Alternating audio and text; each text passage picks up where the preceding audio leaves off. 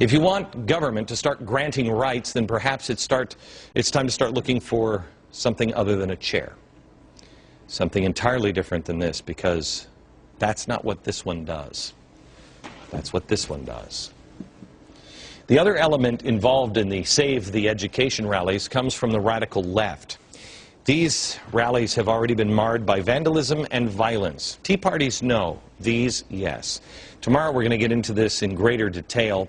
But I want you to look again closely at this poster. Look at the bottom of this poster. It says, resist, mobilize, and transform. Yeah, you can't see it. It's down at the bottom of the screen. Pull in. Yeah, Oscar, can you pull in here? Resist, mobilize, and transform. Last year, I told you about this book. It's written by the Invisible Committee. The book is called The Coming Insurrection. It's written by 12 people. Some of them now are in jail over in, I think, in France. It's written by communists over in Europe, and they say everything about destroy the family, you name it. This is the most evil book I think I've read in a long, long time. This, I told you, was over in Europe, and it was coming here. It's here, gang. It's here in that poster. Do you remember what I showed you this week? You remember the bald communist? Let me show you the bald communist again. We have to help bring this government down. We have to help destroy this system, and that requires increasing the alienation that working class and oppressed people feel. The way change is going to happen in this country is through the destruction of what we call the United States of America. I'm opposed to the system that we traditionally call imperialism, and the idea that some people have rights and privileges that are not granted to all human beings. And the solution to that problem is called communism and socialism, and we should put it in our mouths. Education is a human right. A human right. All humans have rights. Yes, they do, but education is not one of them. These guys are a small group, but they are, 20% of Americans were the ones who fought the Revolutionary War. It doesn't take a very large group. They are talking to your children, and they are teaching your children at colleges, even in your high schools. They are indoctrinating them. As we move forward, our history is getting smaller and smaller and smaller in the rearview mirror. They are easily swayed. We forget what this was supposed to look like in the first place. You know, I mentioned at the top of the program that this chair was the only thing that I asked for when my grandfather died. My wife had it restored. But it didn't look this different when I first got it. My grandfather and my grandmother took care of it. It was worn here. And it was worn a little bit in the seat because my grandfather would come out of the field and he would sit in it. But do you know how it got so worn and weathered that I didn't even know what to do with it anymore? My grandfather died when I was about 20. And I took the chair. And for a while, it sat on my back porch, in the sun and in the rain. Even though I wanted the chair, I loved the chair, it sat on my porch, and slowly over time, it just started to disintegrate.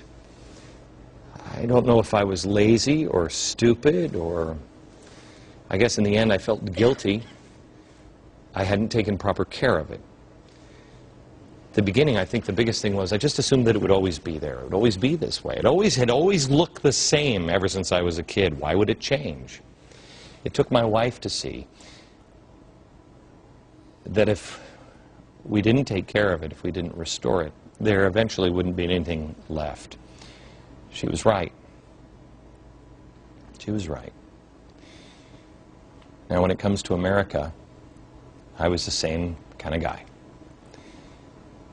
I loved America. I just always thought it would be there. On 9/11, I changed. I remember thinking, oh my gosh, we're so fragile. Do you remember how afraid you were on September 11th? It took that event for me to see the real meaning of freedom, to really appreciate it, to understand that if I don't do my part, if I just always leave it out on the porch and expect it to always be there, it will be gone as well. Since I woke up to that fact, I have averaged 2 to 5 hours of sleep a night, mainly because I'm just reading. I am up all the time reading, trying to educate. I've been stupid most of my life. I wanted to shake that. I think you feel the same way. I think that's why you watch this show every night, because we are experiencing the same journey together every day. And I know you're tired. You're busy with the kids, with the family, with work and everything else. And now it seems like every step of the way you have to stop government from doing something else. Now they're taking health care and just turning it upside down. They're attacking our core values and principles every single day, it seems. They're either turning this chair into a footstool or firewood. We have to first ask ourselves this question: is it worth saving? Is it worth saving? If it is, what's the best way to restore it? The right way to restore America is to stop the transformation.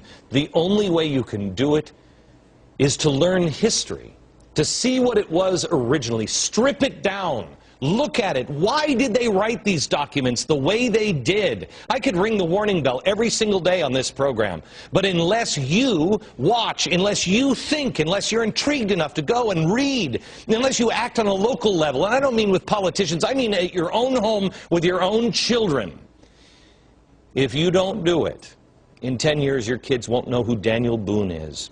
Daniel Boone was a big man. Do you remember that? Our kids don't even know who Daniel Boone is. The things that we knew, because at the time it was spilling out of our television sets, it's not anymore. We learn these things, our kids do not. They won't know who Daniel Boone is, or Davy Crockett, or Neil Armstrong. Oh, they'll know who probably Mary Kay is, but not Christopher Columbus. And they will learn that America is an imperialist nation. And it won't matter to them. It won't matter to them that it's gone, because they'll be a global citizen. I know this, and I know history is important, because that is the argument and the debate that is going on right now in Texas for our children's textbooks. As Texas goes, so goes the rest of the country when it comes to textbooks. History has been important. It always has been. I just didn't appreciate it. But luckily I smartened up, and with a dear sweet wife who thought enough of me to give me the greatest Christmas present I have received. I remember my own history, and I appreciate it. I am the man I am today because I not only remember this little boy, me, but I also remember this man, a machinist at Boeing and a farmer, a guy who I don't think he even completed the 4th grade, a man who loved his country, a man who was a Democrat.